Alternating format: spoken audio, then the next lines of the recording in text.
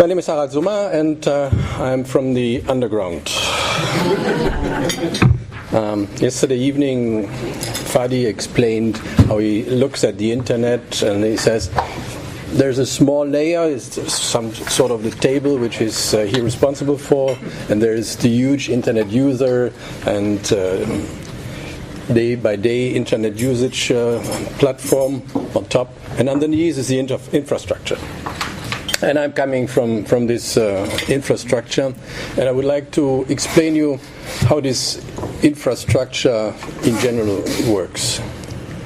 I have to do it by a small episode in my life. So it's almost 25 years ago that I met this guy over there. He came to me, as I was a consultant at that time, asking me whether I could help him to found a company. And I said, okay, no problem. What are you going to sell? Internet. Oh, yeah. What? What is this? Yeah. Axel came from the University of Dortmund, and his research project went into the market, and they were one of the two ISP, Internet Service Provider, at that time, where you could buy Internet. Over the years, we founded together something which is called ECO, the Electronic Commerce Forum at the beginning, it was called. It's an association, but it never really was an association or to be planned an association. It was more a marketing club, because the internet at that time came out of the university and everybody said, hey, come on, what's boring stuff? Give me something interesting. So at that time, this was 1991, I guess, we had just two ISPs on the market. It's very easy to communicate between two. But then it became more and more attractive to sell internet. And as an internet service provider, all you had to do is to get a network, which was, I don't know where you did to get that, from Postel, right? You had to drive to the US and ask a guy, John Postel, can you give me some numbers? A small network or a big network, whatever you want. So look at this table. There are 10 people sitting around this table, and in former times you would have each other a contract between yourselves, and so that's 10 by 10 contracts that you needed to do telephony. Yeah? In former times, the carriers, we had something around 180, 190 carriers, because they were incumbents, they belonged to the state, or were partly state owned, and it was the habit that every incumbent, every carrier has a contract with another carrier which settled the conditions to exchange voice. When the internet came out, we all of a sudden had 10, 20 internet service providers just in Germany. And I think worldwide they grew yeah. And how did they communicate? How was it possible to send an email? At that time there was only email, and Gopher, I think. An email from A to B. How did this work? It was very simple, because this email from me to Axel, supposing that he was another ISP, went to May West, all across the Atlantic to a spot in Virginia, and then it came back on the same cable maybe to my next room computer. And at that time the ISPs were very proud to have a transatlantic line, very expensive. Good. But the volume of traffic grew, and it didn't make sense anymore just to send an email across the Atlantic, and there came more protocols, as we call it, more possibilities to use internet, World Wide Web, for instance. I remember the first day that Axel came in, and here it is, Mosaic, yeah? And we watched a site what was called WhatsApp, somewhere in the US, where you could bring your first website to be shown to the rest of the world. So every day 5, 6 new websites appeared, and after 2 weeks it was impossible to follow the list of new sites that arrived. But coming back, so then we had 10 ISPs in Germany, and everybody was sending his emails to Virginia, and then they said, hey, come on, that doesn't make sense. Let's create a spot in the middle of us where we send our emails to, and this spot distributes it. So just imagine the cup or the thing with the black top. Yes, this one is the middle. So everybody was sending his email to this, and this little machine took the email and brought it to the place where it had to belong. This was the beginning of a so-called exchange point. In the rather beginning, 3 ISPs said, let's create a company that will deliver this service. But the rest of the people around the table said, hey, come on. If these 3 guys are doing the exchange of our traffic, that's no good.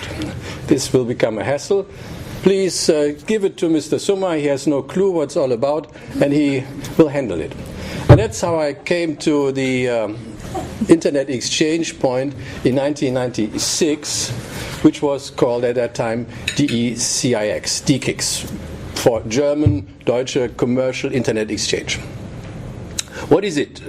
It is simply a machine, or today it's a couple of machines, that does not count or does not compute anything.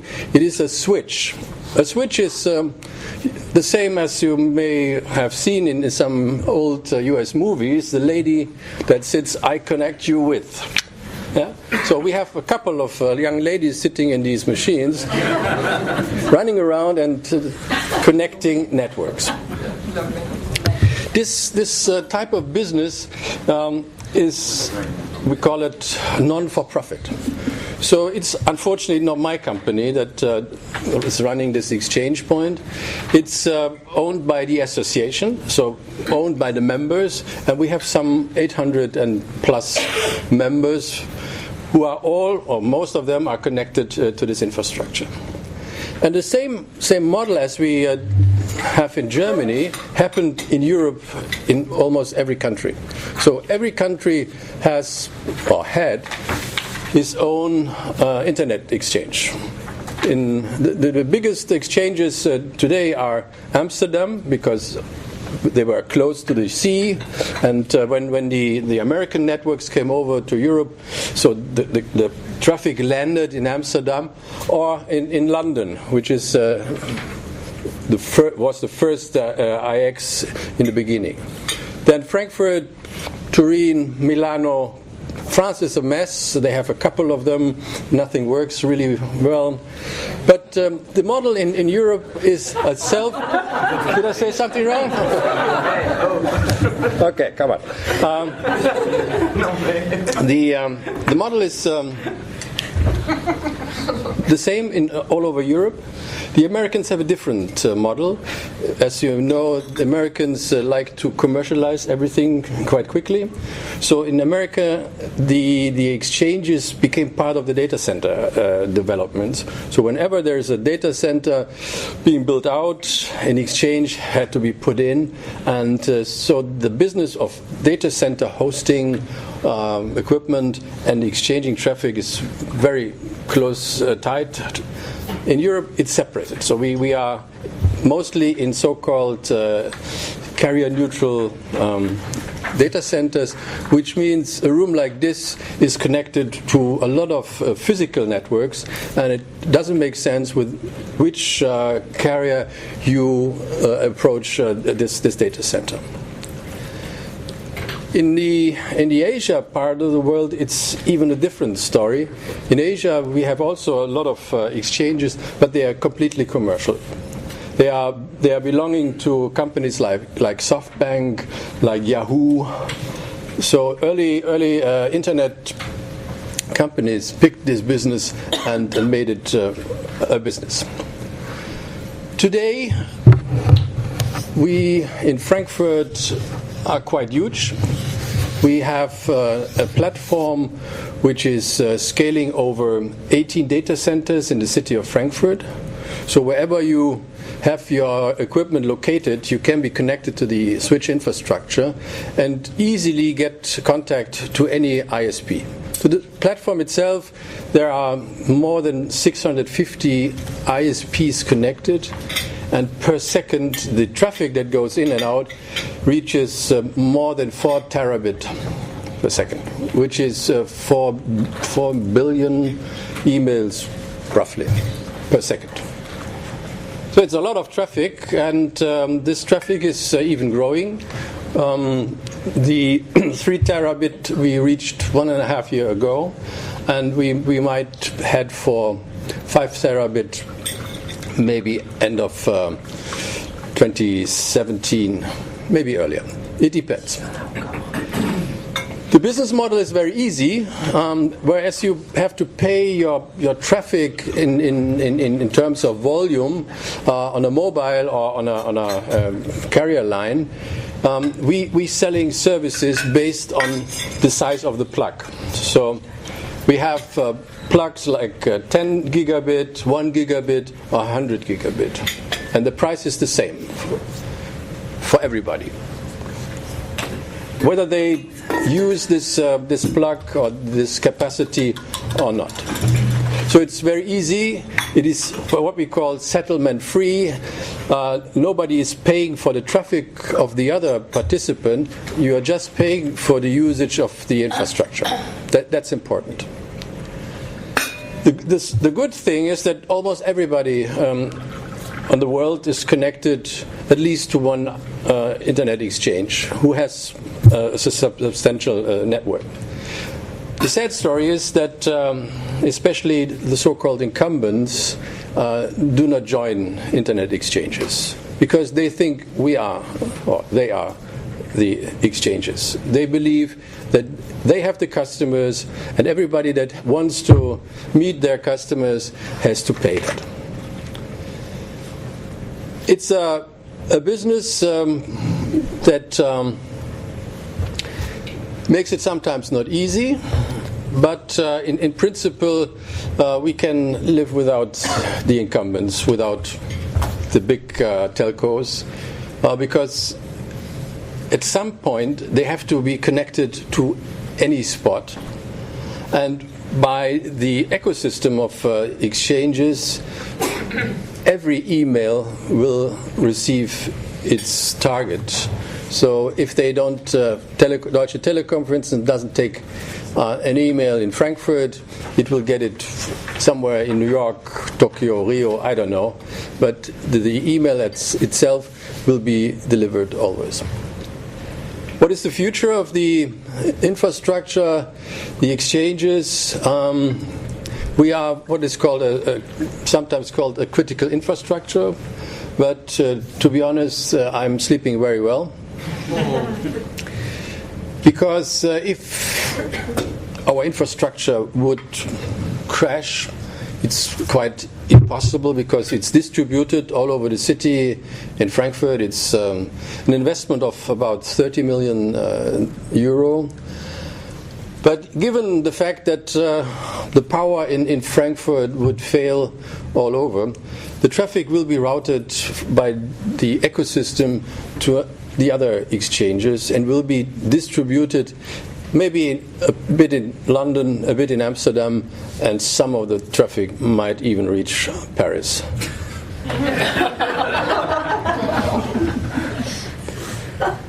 What we are facing in the future is growth on one side, so we have to invest heavily, but on the other side, since 2 years, we're also part of the death spiral of telecommunications. Everything has to become more and more cheaper. So price is becoming more and more essential, even in our business. And the problem is that the traffic is growing in any dimensions. On the other side, the ISPs don't want to pay for the distribution of that traffic. Today, a typical ISP delivers between 10 and 20 gigabit to our platform, and in the beginning, most of this traffic was emails and some pictures, so it had a certain value. Today, most of the traffic that we are distributing is video. And video, the capacity or the need for capacity of video is even increasing more and more. So if we have a 4K, that's the new standard in the future for video, then I think 1 millisecond of 4K traffic is worthless. Even a second of traffic is worthless, because the frames to create one picture on your screen needs an awful lot of traffic, which nobody wants to pay, compared to an email that has a certain value. But we are quite confident that we will grow over the next 10-15 years. The European model of settlement-free and neutral companies, organizations that run exchanges is now an export model. So we opened up New York, a mature market, and we were able to become number 3 as an exchange in New York within 1 year. We're looking to more places in the US. And as these exchanges create what we call gravity. Gravity means when we started in Frankfurt in 1998 in a new building, there was nothing. That was just a room like this, no carriers, no other participants. Today, this data center is formed out of 10 buildings, and it holds more than 300 carriers and more than 800 customers. This De-CiX made Frankfurt telecommunications capital worldwide, just a little bit away from New York City. And we did the same in Dubai. We went to the Middle East 5 years ago, and today, at that time, 5 years ago, there was nothing. There was no exchange, there was no data center. Today we have the UIEIX there, and we have at least 5 data centers that is attracting carriers, attracting content into the Middle East, into Dubai, and creating a new platform for Middle East content and interconnection. Thank you very much.